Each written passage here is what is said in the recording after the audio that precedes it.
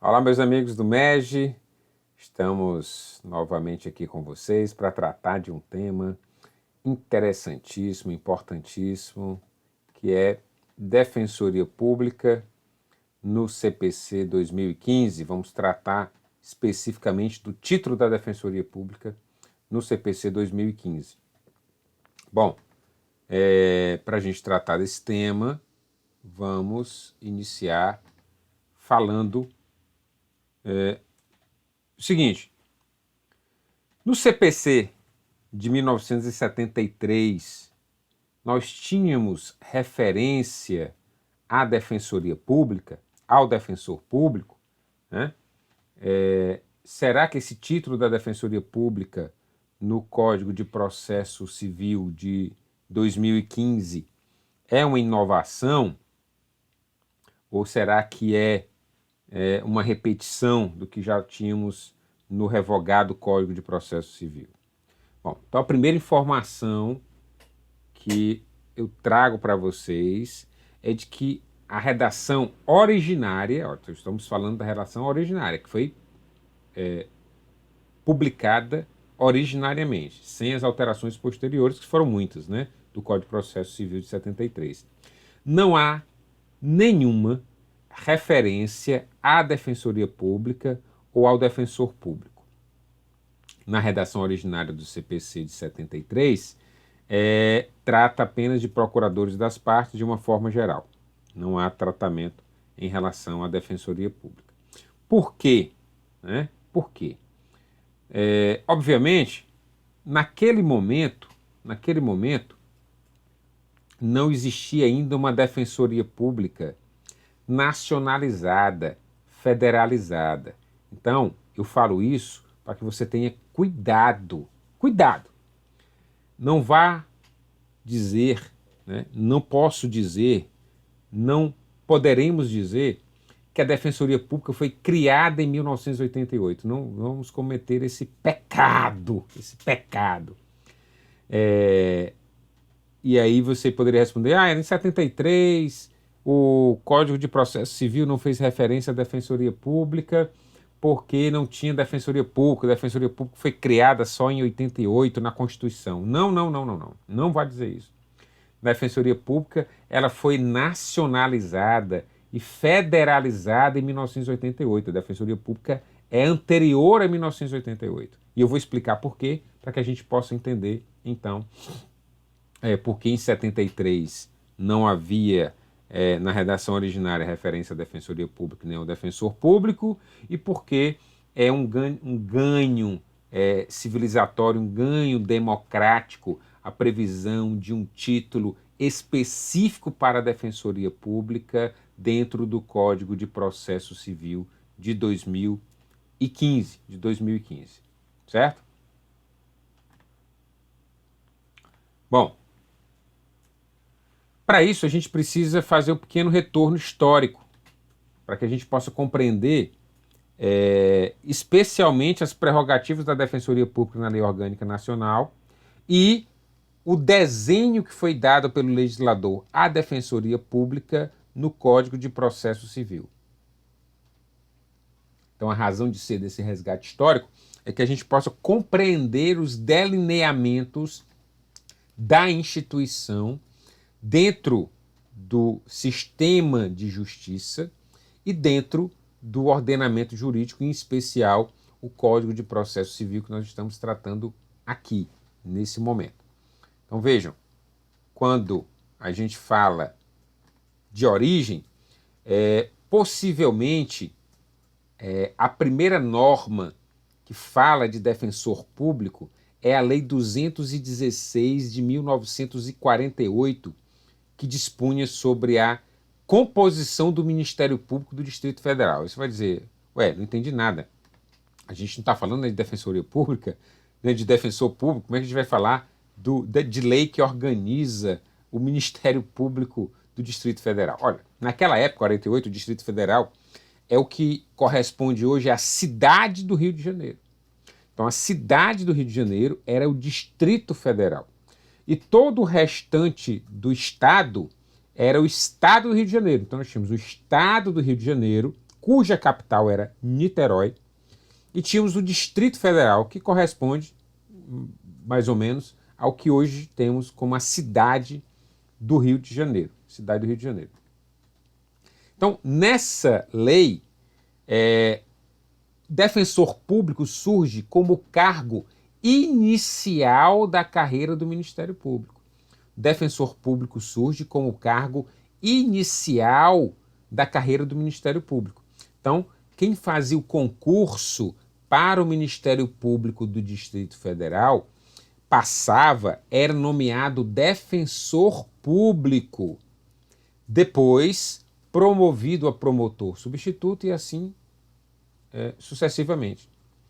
Então, a nomenclatura que era utilizada antes, que era de advogado de ofício, passou a se chamar de defensor público. Então, defensor público no Ministério Público do Distrito Federal, lembrando, o Distrito Federal, o antigo Distrito Federal o que corresponde a mais ou menos à cidade do Rio de Janeiro hoje, era o cargo inicial do Ministério Público, o defensor público.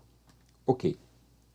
Depois, no estado do Rio de Janeiro, como eu já disse, que era o estado atual menos a capital, que era o Distrito Federal, a Lei 2188, essa lei estadual, né, não é mais uma lei do Distrito Federal, uma lei estadual, também dispunha sobre a organização da Procuradoria-Geral de Justiça, só que do Estado, criou 6 cargos de defensor público, e essa é considerada pela Defensoria Pública do Rio de Janeiro e pela maioria dos doutrinadores como a semente da Defensoria Pública. A diferença aqui é que esses 6 cargos não são os cargos iniciais da carreira do Ministério Público.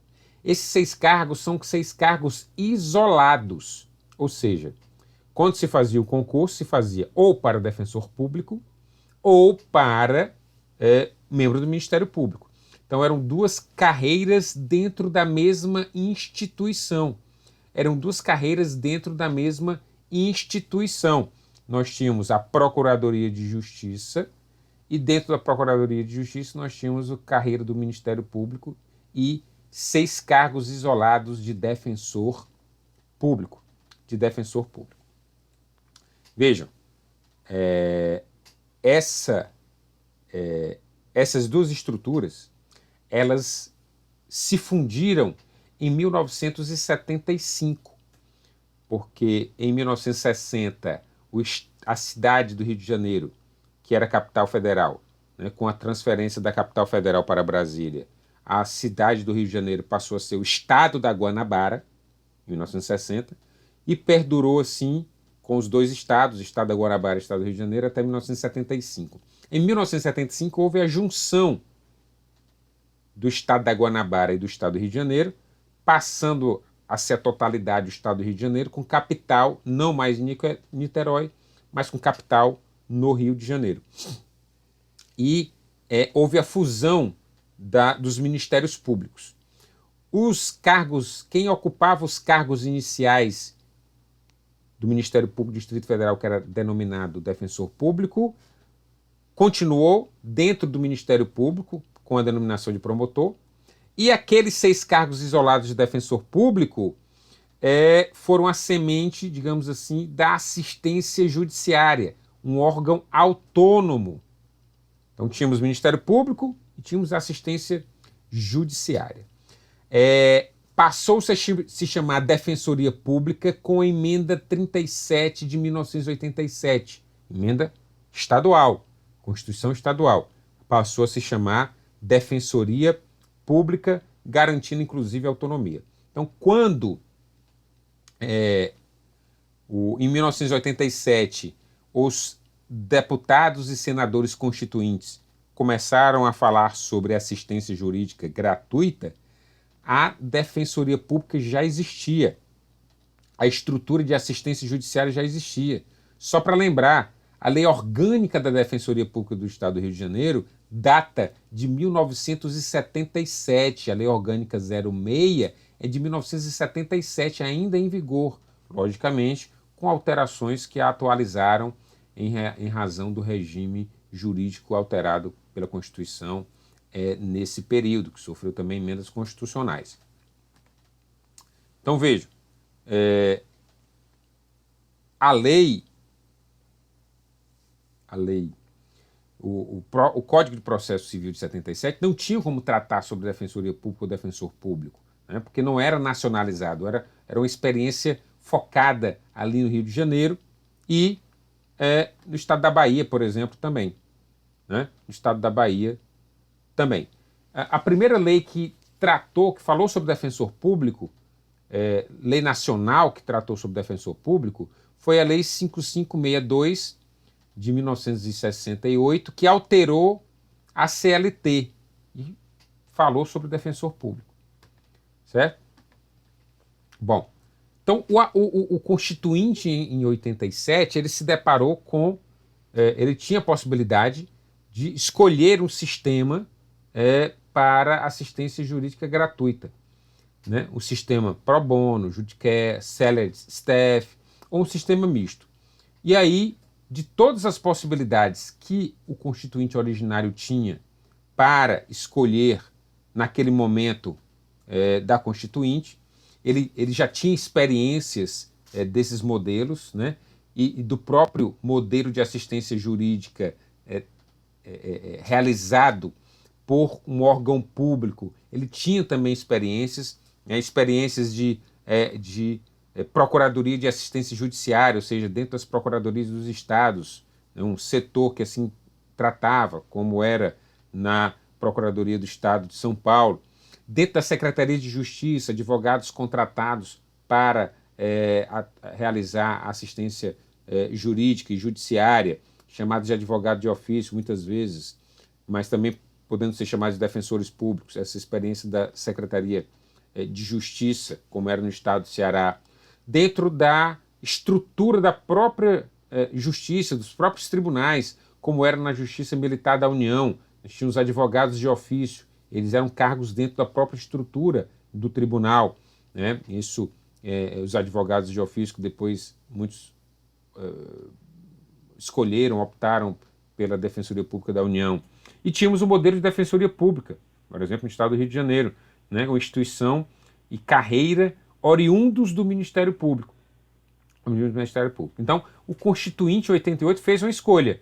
Ele não escolheu o sistema de procuradores do Estado especializados em assistência judiciária, não escolheu advogados concursados, contratados dentro da esfera de Secretaria de Justiça, ele não escolheu a estrutura, o modelo de advogados de ofício dentro da Justiça Militar, escolheu o modelo de Defensoria Pública com membros que tinham ali uma certa analogia com deveres, com prerrogativas, com proibições próprias, garantias próprias do Ministério Público. Então, por isso, a Defensoria Pública em 88, por exemplo, o defensor público já inaugura em 88 com a inamovibilidade, por exemplo. Então, assim, quando se lê as atas das discussões dentro da Assembleia Nacional Constituinte, percebia-se esse entendimento que a Defensoria Pública tinha essa aproximação com o Ministério Público, tanto que algumas das propostas eram justamente identificando, dizendo que o regime jurídico dos defensores era semelhante, igual ao do Ministério Público. Vejo isso lá na Assembleia Nacional Constituinte, o que se veio depois a consolidar com a Emenda Constitucional 80 de 2014, que faz referência expressa às prerrogativas da magistratura, ao regime da magistratura, no parágrafo 4º, né, quando faz alusão, quando remete ao artigo 93 e 96. Bom, então isso faz sentido agora para que você compreenda e lembre que a Defensoria Pública não foi criada em 1988. Então nós não vamos falar isso. A Defensoria Pública ela foi nacionalizada, ou seja, foi levada a todos os estados, foi um modelo adotado para todos os estados e foi federalizada, ou seja, aquela que foi adotada pela União como modelo de assistência jurídica gratuita. Então, em 1988, o que a Constituição fez foi escolher o modelo já existente de órgão público que presta assistência jurídica gratuita, e dentre os vários modelos de órgão público que se tinha naquele momento como experiência, foi escolhido o modelo de defensoria pública, o modelo de defensor público, ou seja, de uma carreira, de uma estrutura de instituição semelhante ao Ministério Público, inclusive dividia o palco dentro da Procuradoria-Geral de Justiça, depois se transformou numa instituição própria, administração própria, cujos membros tinham prerrogativas, garantias, vedações muito semelhantes ao dos promotores de justiça, o que nós temos hoje em dia. Isso explica algumas situações, por exemplo, a prerrogativa de requisição, prerrogativa de desnecessidade de mandato, né, a própria vocação interventiva, a vocação coletiva da Defensoria Pública. Então, é isso que nós temos que nos lembrar quando falamos sobre a Defensoria Pública anterior a 88. Bom, então, o Código de Processo Civil, naturalmente, não tinha na sua redação originária um tratamento sobre Defensoria Pública. A Lei 8953 de 1994 é que veio trazer a primeira alteração introduzindo a Defensoria Pública no Código de Processo Civil de 73. Então, em 13 de dezembro de 1994, foi publicada a lei que alterou o inciso 2 do artigo 585, atribuindo a prerrogativa de referendar o termo de acordo entre as partes para que se constituísse em título executivo extrajudicial. É só para lembrar, veja, é no mesmo ano em que foi publicada a Lei Orgânica Nacional da Defensoria Pública, a Lei Complementar 80 de 94.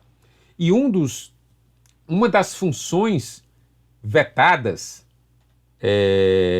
um dos disposições que foram vetadas pelo presidente da República foi justamente de fazer esse referendo de acordo. Então foi vetado lá na lei orgânica, e depois foi introduzido no mesmo ano pela Lei 8953. Isso aconteceu com outros dispositivos vetados. Foram vetados em 94, depois foram sendo introduzidos aos poucos por outras leis esparsas, esses dispositivos que foram vetados em 94. Um deles é esse. Então, a primeira norma que introduziu a Defensoria Pública no Código de Processo Civil de 73 foi 8953, reconhecendo a prerrogativa de referendar o acordo entre as partes, constituindo esse referendo, então, um título executivo extrajudicial.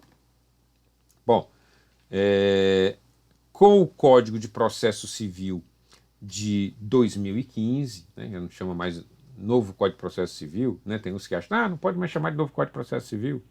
Bom, ou o Código de Processo Civil de 2015, ou o novo Código de Processo Civil, como se queira denominar, o que inovou foi ter trazido para o processo civil a Defensoria Pública reconhecendo um título específico. Né? Veja, no ano anterior, 2014, a Constituição foi emendada pela Emenda Constitucional 80, que trouxe uma seção específica da Defensoria Pública. Antigamente, a Defensoria Pública dividia a seção 3 do capítulo das funções essenciais, a função jurisdicional do Estado, as funções essenciais, dividia essa seção com a advocacia.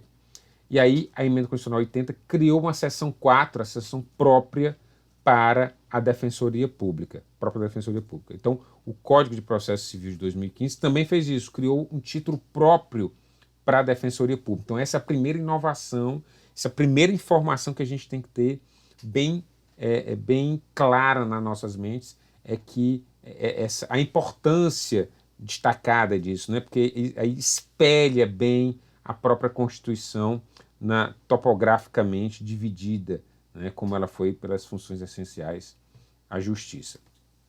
Ok? Então, essa primeira aula, a primeira parte sobre Defensoria Pública no Código de Processo Civil, nós vamos parar aqui. e vamos continuar na segunda parte tratando especificamente sobre as disposições da Defensoria Pública.